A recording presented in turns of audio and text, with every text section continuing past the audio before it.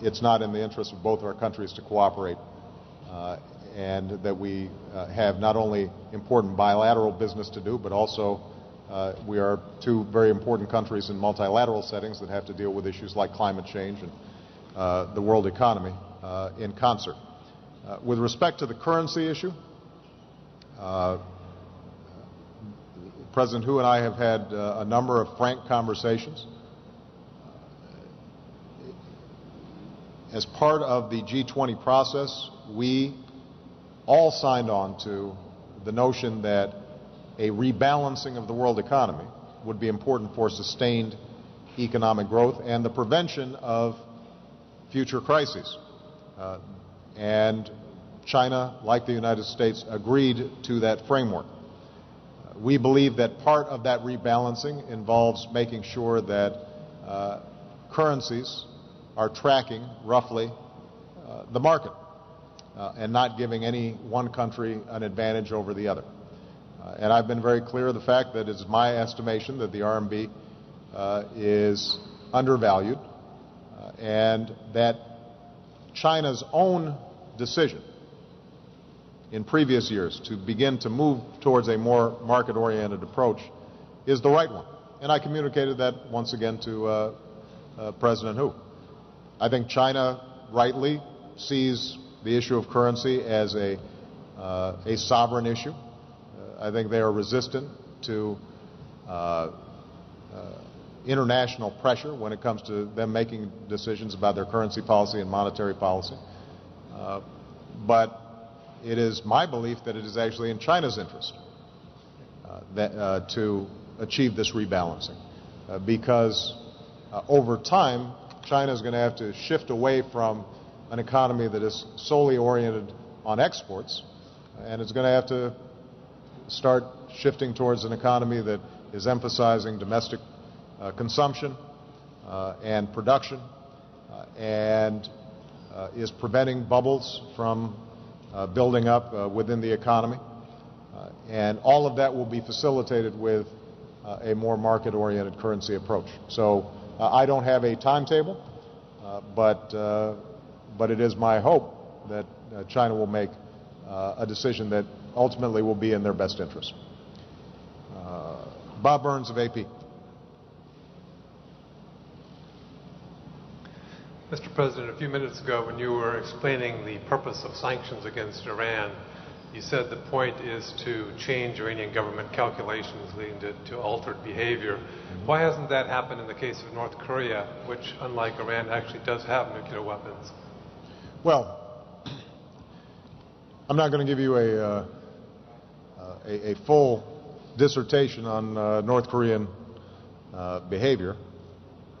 I think it's fair to say that North Korea has chosen a path of severe isolation that has been extraordinarily damaging to its people, and that it is our hope that as pressure builds for North Korea to improve its economic performance, for example, to break out of that isolation, that we'll see a return to the six-party talks, and that we will see a change in behavior. As I said, sanctions are not a magic wand. Unfortunately, nothing in international relations is. But I do think that the approach that we've taken with respect to North Korea makes it more likely for them to alter their behavior than had there been no consequences whatsoever to them testing a nuclear weapon. Okay. Chuck Todd. Thank you, Mr. President. Given the goals of this conference and the goals of your administration on nuclear policy, why does it appear as if Pakistan is playing by a different set of rules? I know they have not signed onto the Nuclear Non-Proliferation Treaty, but it appears they're expanding their nuclear program and the proximity to Al-Qaeda.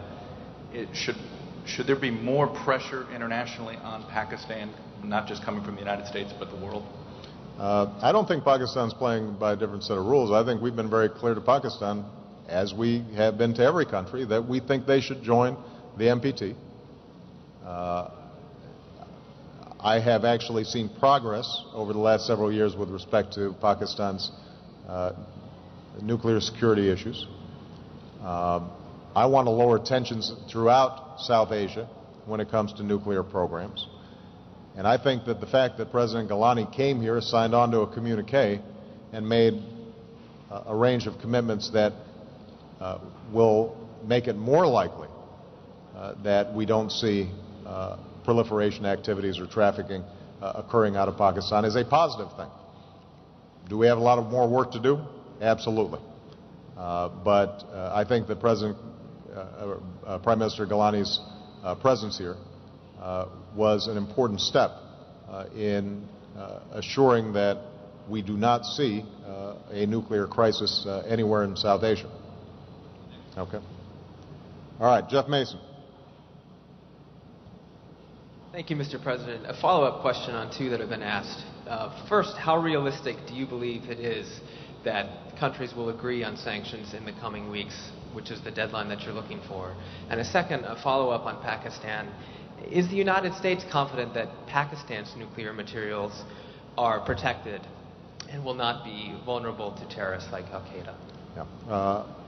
To take the second question first, just as a part of a follow-up on Chuck's question, I feel confident about Pakistan's security around its nuclear weapons programs.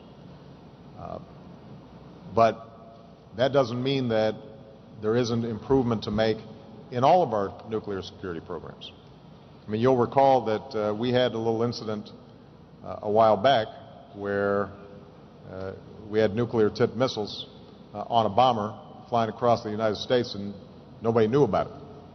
And Secretary Gates took exactly the right step, which was to hold those in charge accountable and to significantly alter our practices to make sure something like that didn't happen again. So I think it's important to note that every nuclear power, every country that has a civilian nuclear energy program has to take better steps to secure these materials. And Pakistan is not exempt from that, but we aren't either. And that's, I think, the goal of this summit, and that was the goal of the communique and the work plan that we put forward. With respect to sanctions, I think that we have a strong number of countries on the Security Council who believe this is the right thing to do. But I think these negotiations can be difficult, and I am going to push as hard as I can to make sure that we get strong sanctions that have consequences for Iran as it's making calculations about its nuclear program, and that those are done on a timely basis. I'm not going to speculate beyond that in terms of where we are. Last question, Ed Chen of Bloomberg. Thank you, Mr. President. Good afternoon. Given the progress you have cited in recent days on your foreign policy agenda, to what extent do you feel like you have gained political capital with which to take further to the international stage for the rest of this year to perhaps rejuvenate some initiatives in trouble spots such as the Middle East and elsewhere? Well, I think the work that we've done in recent days around nuclear security and nuclear disarmament are intrinsically good. They're good just in and of themselves. And so we're very pleased with the progress that we've made, and we could not have done this without extraordinary cooperation, first from President Medvedev when it came to the START Treaty, and then from my colleagues who are here today when it came to this nuclear security summit. What I think it signifies is the fact that so many of the challenges that we face internationally can't be solved by one nation alone. But I do think that America's leadership is important in order to get issues on the international agenda and to move in concert with other countries to have an effective response. There are a host of other issues, obviously, that have to be addressed. And one of the points that was made actually during the communique is we're talking here about the instruments of potential war or terrorism, but obviously there are also the reasons, the rationales, the excuses for conflict that have to be addressed as well. And I remain committed to being a partner with countries around the world, and in particular hotspots around the world, to see if we can reduce those tensions and ultimately resolve those conflicts. And the Middle East would be a prime example. I think that the need for peace between Israelis and Palestinians and the Arab states remains as critical as ever. It is a very hard thing to do. And I know that even if we are applying all of our political capital to that issue, the Israeli people, through their government, and the